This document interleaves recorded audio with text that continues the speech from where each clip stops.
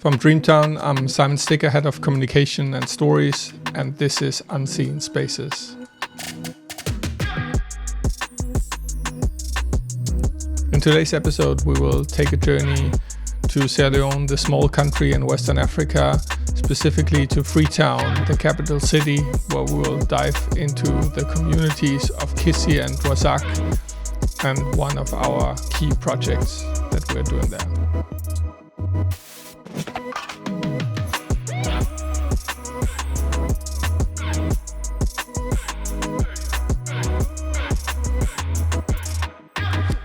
As is the first episode, maybe a few words on Dreamtown, what Dreamtown is and what we're doing. Dreamtown is a Danish organization dedicated to increasing the well-being of young people in urban slums, specifically in Africa right now. We work in 4 countries in Africa, and our projects mainly are happening in the public space. So the public space in urban slums has been under pressure historically for a very long time. Public slums, or like slum communities as we know it, they're very dense. There's very little space. A lot of kind of informal spaces get used for housing, if any possible. So that means it's like the role of the public space has been diminished for a very long time, and there's often very little space to participate in kind of conversations and all that for use in those communities. So what we are trying to do is kind of breaking with that and going into the public space and trying to create spaces that become hubs for use for young people to innovate, to participate, to have a voice in decision-making processes, and through that kind of changing like the future and the outlook of their communities. We do that through like 3 kind of key areas. We have first of all, we are trying to kind of create safe spaces. So that means is like a basic need that we think needs to be established before anything else can happen. That is specifically in Sierra Leone is one of our key focal areas in the communities we work with. We do that through green spaces as the second areas. What is both a response in ways of kind of creating income for people with doing, for instance, urban farming in the slum communities, but also as a way to adapt to climate change. Climate adaptation becomes like a bigger and bigger issue and more important in those communities. A lot of them are in danger of floodings, droughts, you name it. So adaptation is like a very important topic for them. And then the last area where we focus on is creative spaces. And creative spaces, we try to kind of create spaces there and work with spaces or interventions in the public space that foster creativity, innovation, arts, sports, you name it, to basically increase the kind of the innovation potential and the ideas of the young people. One of the core beliefs we have at Dreamtown is that young people have a lot of ideas, but it's oftentimes they lack the means or the opportunities to make them come alive, and that is what we are trying to do. Right now we work in 4 countries in Africa. That is Sierra Leone, as I said before, Uganda, Kenya, and Zimbabwe. Each with like different focal areas, as well as that we do a lot of engagement projects here in Denmark. In UnSeen Spaces, as our new kind of form of like visual podcast, we hope to take you deeper into this universe we work in. Urban slums, marginalized youth, what are like their kind of the issues? How are we trying to tackle that? Bringing you closer to the stories that are happening there, but also at the same time bringing you closer to the innovation and the ideas that come out of that. But it's not only that, we also hope that in the future we will bring in researchers experts in the field, interesting voices, people that have something interesting to tell, and can all of us help to kind of to learn more, to innovate more, to kind of create something more interesting in the urban space. Today, I'm joined by Nina Ottosen. Nina is our head of programs here at Dreamtown and has been overseeing one of like our headline projects in Sierra Leone over the last years. What is the Urban Space Challenge, a competitive format that she will tell more about around microgrants. And we go to 2 major communities in Freetown today, that is like Kisi and Dwasak.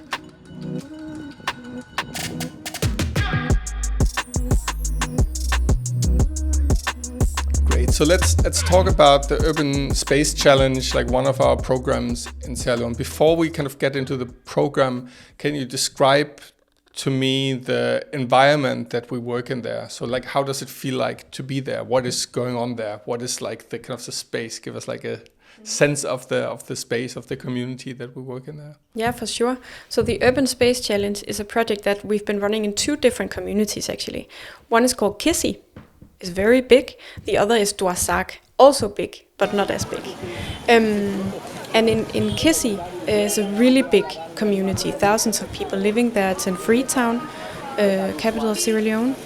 And it's kind of divided into different parts. So within the same community, you kind of feel like you'll see more communities. And in the middle of it, there's a big highway where everything is super busy, very noisy, lots of traffic, many people moving all the time, day and night. Then there are some areas that are more hilly.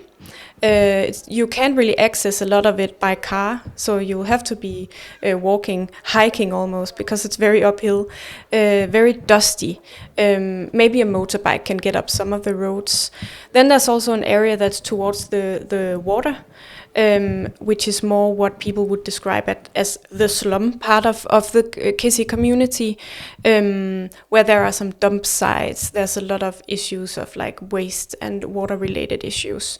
And in general, when you walk around, you'll see a lot of people hanging out, lots of activities all the time, little businesses running, young people hanging out on the street.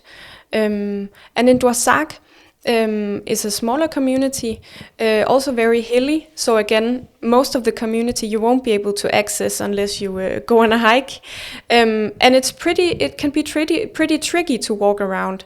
So like logistically, it's a challenge for people to move around, collect water, get from A to B. Takes quite a lot of time. Dwasak is a bit more quiet.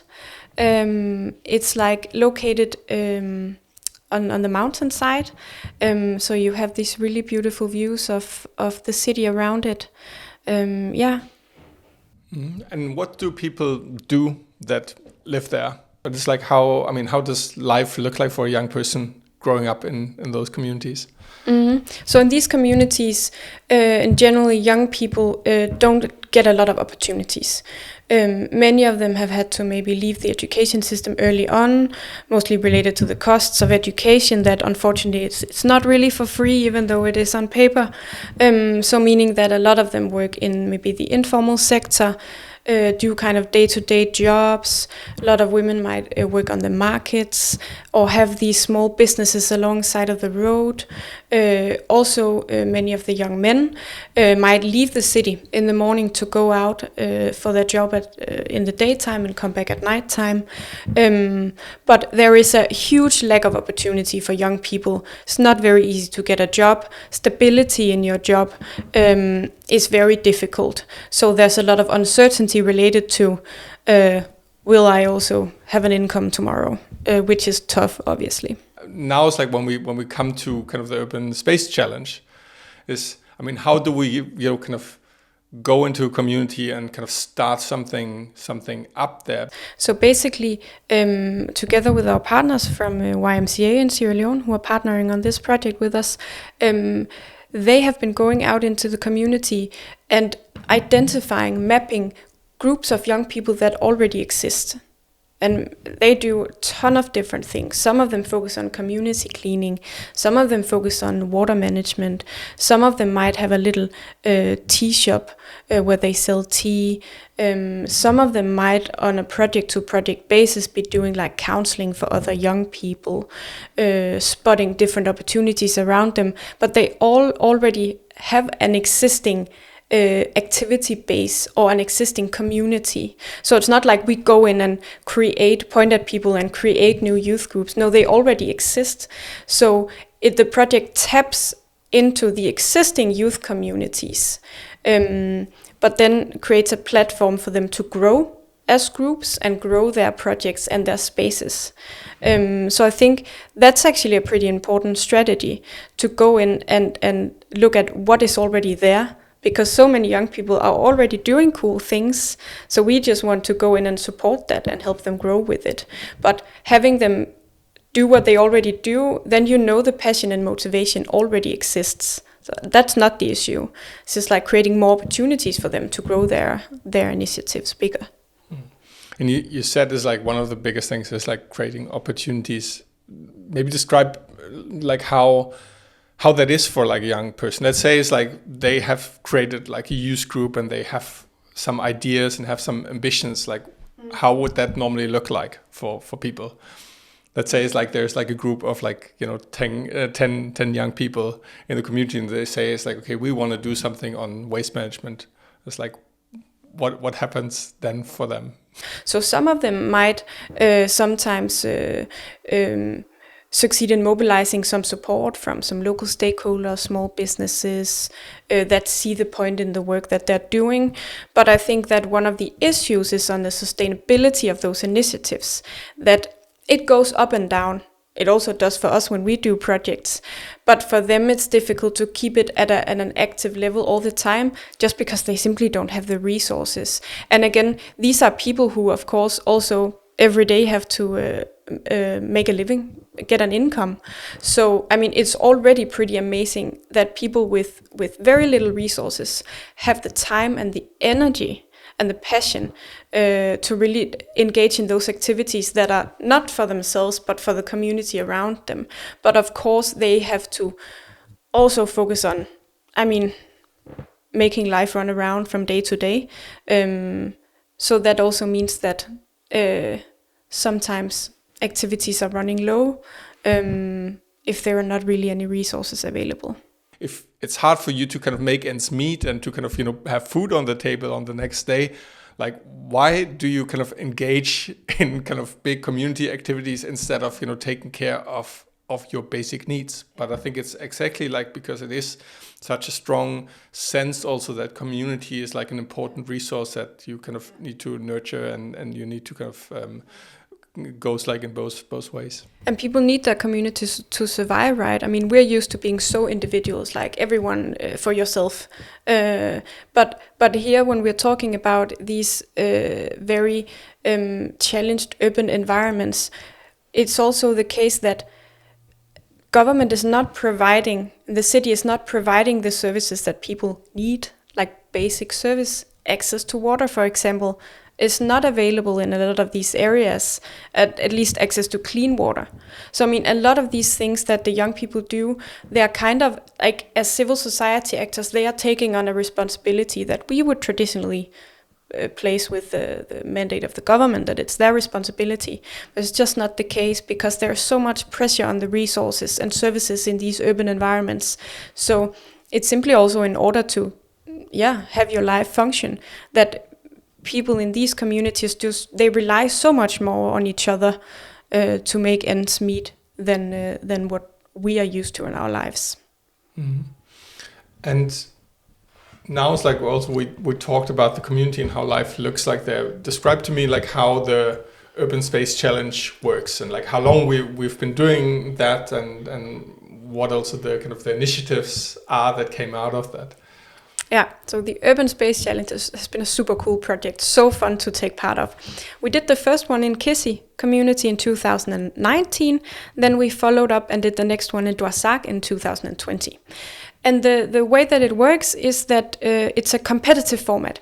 it's a competition, a challenge for young people. And like I said, we mobilize youth groups that are already existing in the communities, and if they're interested, then they can enter the Urban Space Challenge. So they enter the competition at the first level. In these projects, we started out having 20 youth groups in each community. Then they go through a set of trainings. That can be trainings in like, how do you put a project proposal together? How do you manage a small budget? Also public speaking, how do you present your ideas? It can be on collaboration, advocacy, community mobilization, like different skills that would be relevant when you have a community group running. And then they are kind of tasked with coming up with an idea for an urban space. And they're like, it's all open. It's up to them what they think would be exciting to do. Then they present their ideas. Then they kind of move on to the next step of the competition, where there then again is another set of trainings. And then in the end, in each project, we have given out micro grants, like innovation funds for 10 groups, so that they could actually go out and implement their spaces. And we've seen so many cool things come out of it. So in Kesi, there have been people who have engaged in community cleaning. There have been people who work on safety. So they have groups that patrol at night to create a safer environment. There are youth groups who did these counseling spaces for youth, especially for young women. In Dwasak, there have been 2 groups that one upgraded an existing water point in the communities. The other one created a brand new water point in an area of the community where now thousands of people have access to water, where before they didn't. Some groups started construction of public toilets, the first public toilets in the community. Some engaged in renovating the community field where people play football, basketball field, training facilities, so many different cool projects that are now still actively running. And I mean, I think is what I really like about the project is like how much it comes out of like their ideas and out of the community. It's not like something that's imposed on them in a way, right? But it's all kind of something where they see like, oh, this would be really cool to do, or this would have like an impact to do. And even also, I mean, small projects like kind of our soap making Unique Family, the soap making business, right? That kind of created, kind of saw like an opportunity in kind of producing cheaper soap for the community that they can sell for half the price of, I think, what like the kind of the Chinese imported soap would be like. And that is basically like a solid business that they create with that, but having that was like a social business kind of attitude to it, and kind of bringing people in that like some of them living on the streets. Yeah. Can you give me like a sense of just for having like an idea of like how big or small those micro grants are? Yeah, so they have been around. They've been around like between $500 and $800 in total. So it's really not a lot of money. That's the investment that's put in there. So I mean, a lot of these groups have really. It's amazing to see how long they've been, far they stretched that funding. Some of them also managed to mobilize a little bit of extra support because people around them in the community really saw, okay, these people are doing cool work, and it's also for us. That's also the part of it, like mobilizing support around those little investments. And what we're actively working on now, also to scaling up in the future to continue collaborating with the groups, is to support them to develop different sustainability models. You mentioned this example of Unique Family, who have this soap making business, which first off, it doesn't really sound like what does that have to do with a public space? But what they did is that with the investment they got through the project, they did a construction, like a physical space to conduct this business. And a showroom, as I call it. Like a showroom, and now they're expanding with production room, and it's growing and it's growing. But they have a big important link to like the public space around it, because what they focus a lot on is to get young girls off the streets. Some of them are engaged in prostitutions, and this gives them an opportunity to have something to do, to earn a little bit of income, and to get as they call it, a family, which is a big part of it. But so they have a socioeconomic model that helps them drive sustainability of their space. to be able to expand. Where other groups, it's maybe not as straightforward to like spot the business case. So that's what we are trying to assist with, to come up with creative ideas for how sustainability of it can be improved. Because again, it's a big motivating factor. That they can actually also themselves as individuals get something out of it. It's great that it's for the community. But I mean, again, these are young people who also have to think about themselves. So combining the community benefit with the benefit for the individual, I think it's crucial, especially when we're working with youth, because I mean, they need some kind of motivation to keep them going. But it's like a testament to like how much like those simple needs have to be met in a way, right? It's like a lot of like community services that we are used to here in Denmark, that someone is picking up the trash and come by your house, right? And doing that and all that. Or it's like, that you have access to kind of running water or, things like that. That this is like something what they also try to address in a way, because those are issues that they see. Yeah, it's pretty cool to see such a diverse like range of civil society that take on so many responsibilities, even these like very young people, some of them. I think another really good example is the group, they call themselves 7up, and they are in charge of this community water point. And with the water point already existed, but with the funds they managed to put together this cool structure around it, so there's actually sitting accommodation at the water point, because I mean, a lot of times you'll have to wait in line a little bit to get your water. And what happens is that now people actually like to hang out there. Whereas like fetching water, it becomes a social exercise, because then they meet some other people when they're there, and they sit, and there's like shelter, so if it rains you can sit there, and they are trying to keep the space clean and also make a better road that leads to the water point, because that's really challenging. This is in Dwasak community, like I said, it's very hilly, and it's actually quite dangerous to access some of those water points. When they carry these big buckets in their heads and just walk in slippers, if it's been raining, the rocks are slippery. So they are really taking on the responsibility of providing a basic service, basic need in their community, and trying to make it in a way so that that really improves on someone's well-being on a daily basis, because it's a huge part of someone's day if you have to walk for hours to come and fetch water. And I guess it makes a huge difference when that both can be improved. I mean, both like with security, but also it's like how fast you can basically get to water, right? And how fast you have access, and how much that is. So, and that kind of frees up more resources for going to work and finding work or doing other things. So. Exactly. Yeah. So what is the future for the Urban Space Challenge? I mean, now it's like we've been running it before, but what is like the kind of the next step for that? So the next step for some of these groups that have really shown potential with their ideas is that we want to try to follow up and help them improve on these sustainability models. So finding new and different ways to maybe create a business case around their spaces, mobilize also more support around it in the communities, and mobilize support among the local duty bearers that are there and can help, if they see the potential, help the young people like get access to some other opportunities, link them up with some of the structures in the city.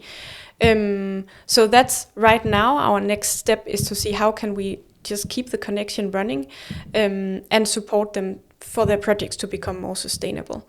And then I think, for me, a big dream would be to hold on to this, the mentality like of the innovations of mobilizing, identifying existing young people that have cool ideas and dreams, and then linking them up with different opportunities. Could be someone who has a business that does something similar, could be stakeholders in the community, could be other organizations, but to try to create like a citywide network in Freetown where we can support and like put these young people in the forefront, and also just tell the story about how young people are taking lead in developing their communities like this, because they really deserve to be seen and heard, and to be able to access more opportunities, like get credit for the work that they do, because they just do so amazing work.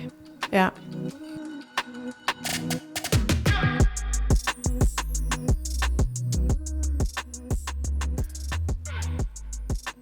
Unseen Spaces is a production of Dreamtown. Today's episode's guest was Nina Ottosen, Head of Programs at Dreamtown. All video from Sierra Leone was filmed by Nina Albertsen and Freya Løgeherik in January 2022, with additional drone shots by me from January 2020. I'm your host, Simon Sticker. Thank you for listening.